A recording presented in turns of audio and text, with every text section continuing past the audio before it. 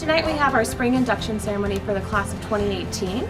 We have 289 scholars being inducted tonight, which is the largest class ever. The Garnet Gold Scholar Society is a scholar society to recognize the well-rounded students who are involved inside and outside the classroom. We have 5 different areas of engagement in areas such as international, internship, leadership, service, and research. So students participate in 3 of those 5 engagement areas.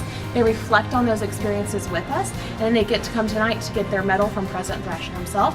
I did leadership, service, and research.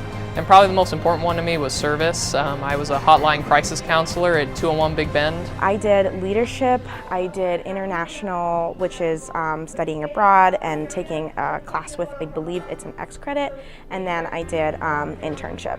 I don't know who I would be without Florida State. I think Florida State really helped me find myself. I owe who I am and what I want to do and where I want to go in life and all of my passions to Florida State for instilling in me my own agency and being able to make me feel like I have power to make a difference in the world.